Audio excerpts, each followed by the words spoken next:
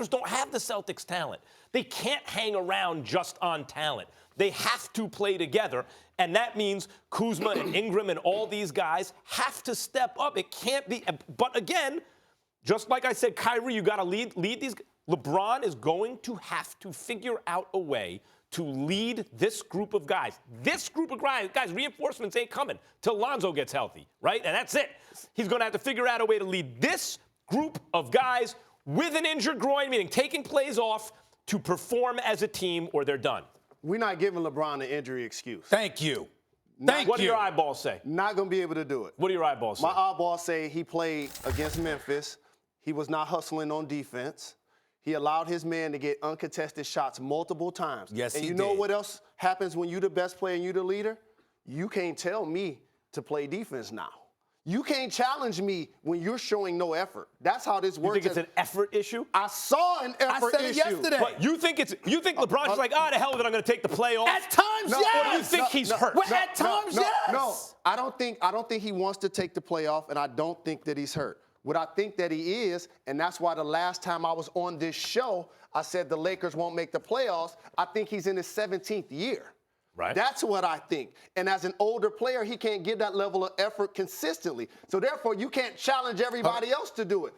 Go ahead. No, I want to interrupt your point. I just want to make sure I get something in. But go ahead. Right. Go ahead. And another thing for the Lakers is that the expectations continue to change. Like before, it was like, oh, they're going to make it because they got LeBron. And LeBron represents two of the best players on another team. That's right. Well, that's the same guy that got a triple-double the other night, but also the same guy that's failing to lead this group of guys that all know, whether directly or indirectly, he had a word, a say into who possibly gets moved for Anthony Davis. I got 2 points to make. I want to hear whether you agree or not, and I want to come to you. Number one, the groin injury. What does that have to do with you demonstrably pointing out the flaws of others, which is what I pointed to? I didn't sit up there and say he's 100%, he's good enough. I said, when you're not doing your assignment, but you're pointing the finger at everybody else in front of everybody, the 18,000 in attendance, the millions watching on television, you literally, you engage in the histrionics, just like, what are you doing? And it's like, it's you that missed the assignment. It's you that passed up on a play. That don't have anything to do with the physical. That has everything to do with just his mental approach to things at times, because we've seen him do it throughout the years. The other point, Jalen, is this. Taking plays off and what you pointed to. I understand he's conserving himself. I understand that he's been in the league quite a long time. How many years have we been saying that about LeBron? In other words, when we take this is the comparison to Kyrie. And Max, I'm going to come to you by reminding you that you and I had a conversation, and you made the argument at the time that Kawhi Leonard may be the best in the world. This is about a year ago. Yep. You made the comment he may be the best in the world. What was the reason why? Not just his effectiveness offensively, not just his effectiveness defensively. You pointed out how from opening tip, he would take on the toughest defensive assignments.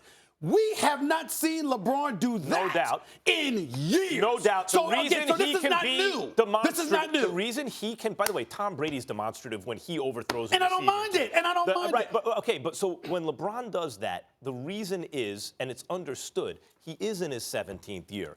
Yeah, he's coming off a groin injury. Yeah, he is a very high usage rate player. I just made the point he's done it earlier. The point is, yes, he has a right to be like, and his teammates should understand, although he needs to make them understand, guys, I ain't 22. I've been doing this for 17 years. I'm not 100%. I got the ball in my head all the time. I sometimes need you guys to do certain things. And as a young player, you like, okay, if you're in your 16th, 17th year, why don't you fall back and give me the ball and let me go to work? You think LeBron doesn't let the other playmakers take over? I'm telling you, that's the psyche of a player. That's why when the Pelicans were playing against the Lakers without Anthony Davis, they beat the brakes off of them, because all of the players on the Pelicans like, y'all gonna trade me for these dudes? No, I'm gonna show up the ball. And that's what happened. A competitive spirit kicks in. But from the basketball perspective, help me with Max here. LeBron James is phenomenal. Nobody's questioning that. But you act like he does not do damage to players that are playing alongside him.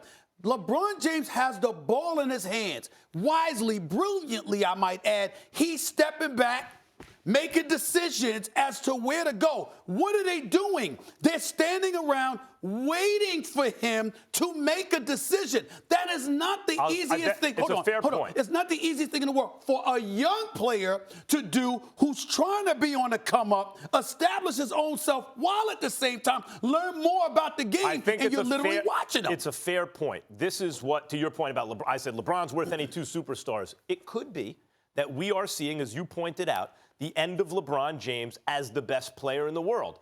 When you have a certain way of doing things and you can demonstrate all the time, I'm twice as good as anyone else in the league, you can get away with it.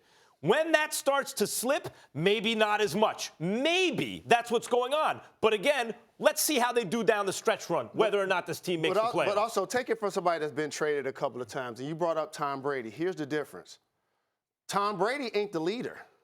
Bill Belichick is.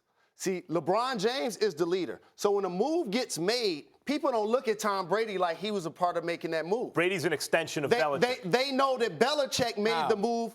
No, you're wrong. No, exactly. Yeah. You're wrong. He is an example of what I brought up before, the captain class, the leader on the field who is an extension But it doesn't matter.